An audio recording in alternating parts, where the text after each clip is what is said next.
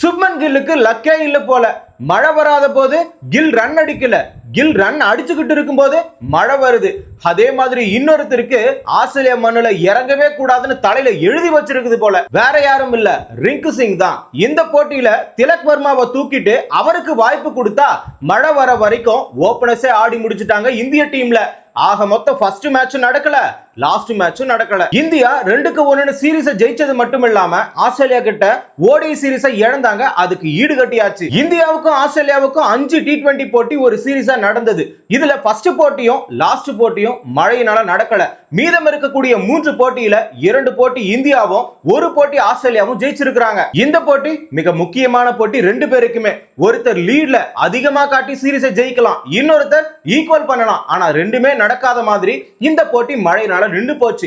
இருந்தாலும் இந்த மழையினால நின்னாலும் இந்திய அணியில மாற்றம் செய்யப்பட்டு அந்த மாற்றத்தை விமர்சிக்கிற மாதிரி கம்பீர் செஞ்சிருக்காரு. அதை ஏன் எல்லாரும் விமர்சனம் செய்யறாங்கன்னு நமக்கு புரியும். பிரிஸ்பேன்ல 4.5 ஓவர் மட்டும்தான் நடந்துச்சு. அதுக்கு காரணம் மழை அதிகமா வந்ததுனால அதோட ஸ்டாப் பண்ணிட்டாங்க. இருந்தாலும் இந்த போட்டியில டாஸ் வின் பண்ணது யார் தெரியுமா? ஆஸ்திரேலியா கேப்டன் மிச்சல் மார்ஷ் தான். டாஸ் வின் பண்ணி அவர் என்ன தெரியுமா சொன்னாரு? இந்த கிரவுண்ட் எங்களுக்கு ரொம்ப ரொம்ப ஃபேவரட், அதுவும் இல்லாம இது எங்களுக்கு ஏதுவா இருக்கும், ஆகையினால நாங்க போலிங் ஃபர்ஸ்ட் வீசுறோம், அதுவும் இல்லாம இந்த சீரிஸை ஈக்குவல் பண்றதுக்கான சான்ஸ் எங்களுக்கு கிடைக்கும், அந்த அளவுக்கு கான்பிடென்ட்டா பேசினாரு. ஆனா மழை வந்து அந்த கான்பிடென்ட்டை உடைச்சிருச்சு. நெக்ஸ்ட் பேசின சூரியகுமார் யாதவ் கேம்ல ஜெயிக்கிற வரைக்கும் டாஸ்ல தோக்குறது பெரிய பிரச்சனையே கிடையாது. அதுவும் இல்லாம இந்த இடத்துல மிகப்பெரிய ஒரு விமர்சனம் ஒண்ணு இருக்கு. பேட்டிங் மாத்தி மாத்தி இறக்குறாங்க, இங்க ஓபனர்ஸ் தவிர எல்லாரையுமே மாத்தி மாத்தி தான் இறக்குவோம். அப்படி ஆடும் பொழுதுதான் சிச்சுவேஷனுக்கு ஏத்த மாதிரி ஆட முடியும். அதுவும் இல்லாம நாங்க மாத்தி மாத்தி இறக்குறதுனால சிச்சுவேஷனை நாங்களே உருவாக்கி விளையாடுற மாதிரி இருக்கும். அது எங்களுக்கு பெரிய விஷயமே கிடையாது. எங்களுடைய இலக்கு வின் பண்றது மட்டும்தான், அதை தவிர வேற எதையுமே யோசிக்க மாட்டோம். இந்த போட்டியில திலக் வர்மாவை தூக்கிட்டு ரிங்கு சிங்க சேர்த்திருக்கிறோம் சொல்லி இருக்கிறாரு. ஆனா சஞ்சு சாம்சனுக்கு இந்த இடத்துல கடைசி வரைக்கும் வாய்ப்பே கொடுக்கல ஓபனிங்ல. இதுக்காக தான் எல்லா எக்ஸ் கிரிக்கெட் பிளேயரும் ஒரே வார்த்தை சொல்லி இருப்பாங்க, கில்ல தூக்கிட்டா இந்த டீமோட ஸ்குவாட் செமையா இருக்கும்னு. ஏன்னா கில் அவர்கள் ஃபர்ஸ்ட் போட்டியில அதிரடியா ஆடி இருப்பாரு. 20 பாலுக்கு 37 ரன் அடிச்சாரு. இது ரொம்ப அபூர்வமான ஒரு ஆட்டம் தான். கண்டிப்பா சதம் அடிக்க போறாரு இல்ல 50 அடிக்க போறாருன்னு நினைச்சா மழை வந்து குறுக்கிட்டு அந்த போட்டியை தடை பண்ணிடுச்சு. இரண்டாவது போட்டியில 7 பாலுக்கு 9 ரன் அடிச்சாரு. மூன்றாவது போட்டியில 12 பாலுக்கு 10 ரன் அடிச்சாரு. நான்காவது போட்டியில 39 பாலுக்கு 46 ரன் அடிச்சாரு. ஆனா ஸ்ட்ரைக் ரேட் என்ன தெரியுமா?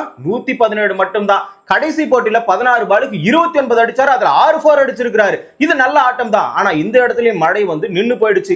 இதுக்காக தான் சொன்னோம், மழை வராத போது கில் ரன் அடிக்க மாட்டாரு, கில் ரன் அடிக்கிற பொழுது மழை வந்துடும். இன்னொரு பிரச்சனை என்ன தெரியுமா? கில்லு கிட்ட 12 இன்னிங்ஸ் ஆடி இருக்கிறாரு, இது வரைக்கும் ஒரு 50 கூட அடிக்கல. ஆனா இந்த இடத்துல சஞ்சு சாம்சன் சவுத் ஆப்பிரிக்காவுக்கு எதிராக 2 சதம் அடிச்சிருக்காரு. 10ஆவதற்கு இது வரைக்கும் 3 சதம் அடிச்சிருக்காரு T20ல ஓபனிங்ல ஆடி.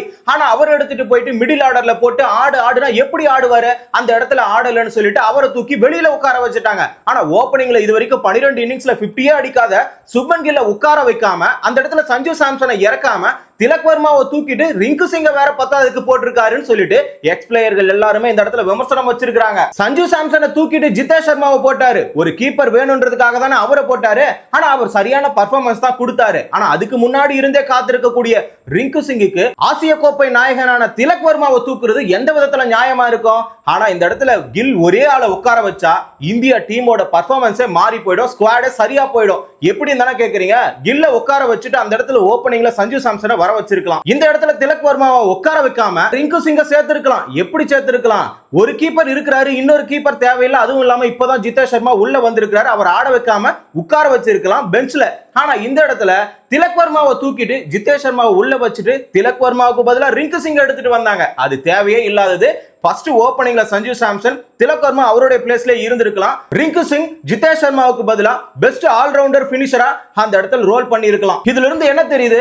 கம்பீர் ஒரு தலைபட்சமாவே ஆதரவு கொடுக்கிறாருன்னு கிளியரா தெரியுது. அதாவது ஒன்னு அர்ஷத் ராணாவுக்கு கொடுப்பாரு, இன்னொன்னு கில்லுக்கு கொடுப்பாரு. கில்ல ஆட வைக்கணும்ன்றதுக்காக எத்தனை பேரோட திறமைய ஓரம் கட்டுறாரு இந்த கம்பீர். சரி, இது இருக்கிற விமர்சனம் தான், நாம சொல்லி மட்டும் என்ன, கம்பீர் கேட்கவா போறாரு? ஆனா இந்த போட்டியில இந்தியன் ஓபனர்ஸ் கலக்கிட்டாங்க. வழக்கம் போல சுப்மன் கில்லும் அபிஷேக் சர்மா களத்துக்கு வந்தாங்க. அதுவும் இல்லாம எது தரப்புல துவாஷஸ் தான் பந்து வீசினாரு. போன மேட்ச்ல ஃபர்ஸ்ட் பால் டாட்டை வச்சு 2வது பால் ஆஃப்ல விட்டு அடிச்சிருப்பாரு அபிஷேக் சர்மா. அது கேட்சா மாறி இருக்கும், கைக்கே வந்திருக்கும். இருந்தாலும் பாட்லெட் தவற விட்டு இருப்பாரு. அதே மாதிரி தான் இந்த போட்டியிலும் ரீப்ளே பண்ண மாதிரியே ஃபர்ஸ்ட் பால் டாட் வச்சு இரண்டாவது பால் விட்டு ஆடி இருப்பாரு ஆஃப்ல.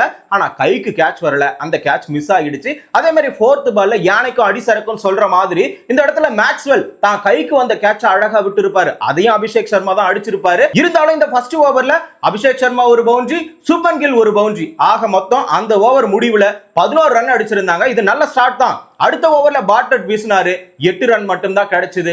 தேர்ட் ஓவர்ல அகைன் துவாஷிஸ் வந்து பெரிய ஒரு ஓவரா மாத்திட்டாரு, நல்ல ரன்னை கொடுத்துட்டாரு. மொத்தம் 4 பவுண்டரி. யார் அடிச்சது? இந்த இடத்துல சுப்மன் கில் தான் யாருன்றத நிரூபிக்கிற மாதிரி அந்த கற்பூரத்தை கண்ணுல ஒத்திக்குவாங்கல்ல, அந்த மாதிரியான 4 4 அடிச்சாரு. அதுல ஒரு ஆர்டிக் 4 வேற, அதாவது 3 4 தொடர்ச்சி அடிச்சிருக்காரு. இந்த மாதிரி கலக்குன்னு கலக்குனதுனால விமர்சனம் வச்சவங்க வாயெல்லாம் மூடிக்கிட்ட மாதிரி அந்த பர்ஃபார்மன்ஸ் இருந்தது. ஆனா இருந்தாலும் இந்த ஒரு மேட்ச்ல தானே இருந்தது, இவ்வளவு மேட்ச்ல அது நடக்கவே இல்லையா அப்படின்னு பார்த்தா சஞ்சு சாம்சன் 3 சதம் அடிச்சிருக்காரு. அவர் எவ்வளவு ஆட்டம் ஆடி இருப்பாரு. அதே மாதிரி ஃபோர்த் ஓவர்ல கடைசி பால்ல அபிஷேக் சர்மா 6 அடிச்சு 4.5 ஓவருக்கு 52 ரன் அடிச்சிருந்தாங்க. இது 10 ரன் ரேட் விட அதிகமான ரன் ரேட் தான். ஏன்னா 5வது ஓவர் கூட கம்ப்ளீட் ஆகல, 52 ரன் வந்துருச்சு.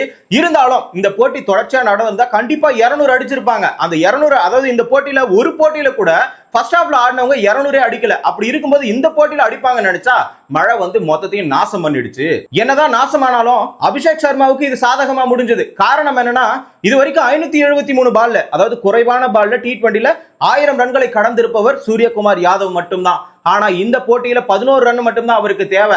ஏன்னு கேட்டீங்கன்னா 989 ரன் இதுக்கு முன்னாடி நடந்திருக்கக்கூடிய T20 போட்டியில அடிச்சு முடிச்சிருக்காரு. 2024 அறிமுகமான அபிஷேக் சர்மா 529 பந்துகளை, அதாவது குறைவான பந்துகள்ல 1000 ரன்களை கடந்து உலக மகா சாதனையை நிகழ்த்தி இருக்கிறாரு. பத்தாவதற்கு சுப்மன் கில் அவர்கள் 16 பாலுக்கு 29 அடிச்சு நாட் அவுட் பேட்ஸ்மேனா உள்ள இருக்கிறாரு.